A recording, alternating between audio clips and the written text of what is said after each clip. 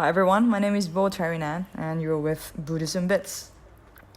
This second episode goes with the question of who are Buddhist monks? Well, the most common appearance or images that come to your mind or even my mind would be, men with shaved hair, dressed in either, yellowish orange robe or reddish orange robe. And robes are, the cloth that they're wearing. And guess what? That's correct. That's the correct image of Buddhist monk. Well, let's begin with the history of Buddhist monks or the history of the yellowish robes. Going back to the Buddha's time, around 2,500 years ago, the robes were to be, taken from a cemetery. Well, monks would have to enter the cemetery and then collect leftover cloth before dyeing it and then using them. The reasoning behind it is that monks are not supposed to have any sense of attachment to actually anything, including what they're wearing or the robes.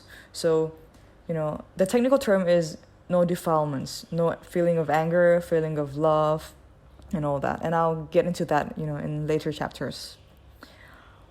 Also, the robes as well as the appearance of monk varies with cultures and countries that they're in, just like how Buddha's images and Buddha's statues differ in different cultures and countries.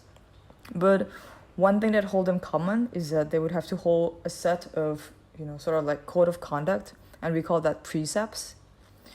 In Thailand, monks would have to hold up to 227 precepts, and that encompasses the basic 5 precepts for all Buddhists, and I would cover that in the next chapter.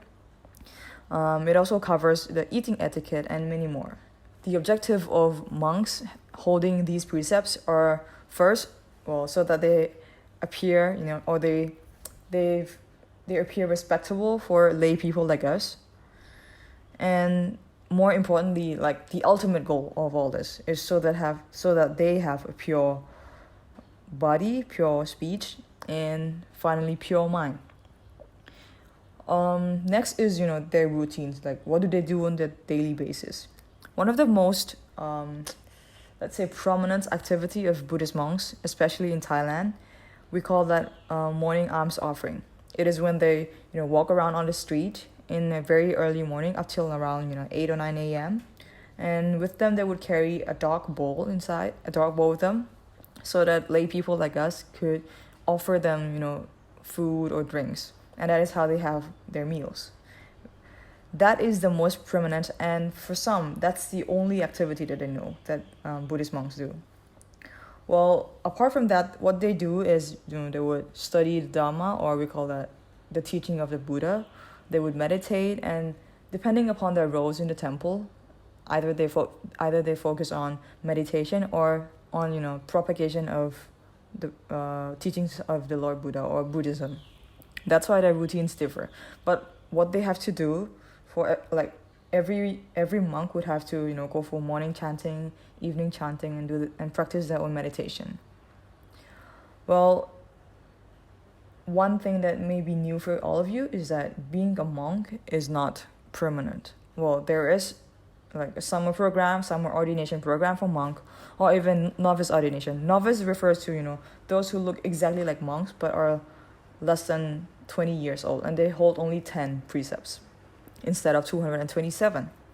And there are many summer ordination programs, including one that I would give the link in the description of this episode. Coming back to why ones would decide to become a Buddhist monk is because monks would have to hold 227 precepts, and they would have a rather dull routine. All this lead to a rather peaceful mind for them, so that they could eventually attain inner peace. That is why they have a rather peaceful and calm sort of atmosphere around them, so that eventually all of this would lead to the ultimate goal of attaining inner peace. And that's it for this chapter. Ehi Patsigo, come and see, you'll know. Goodbye and see you soon.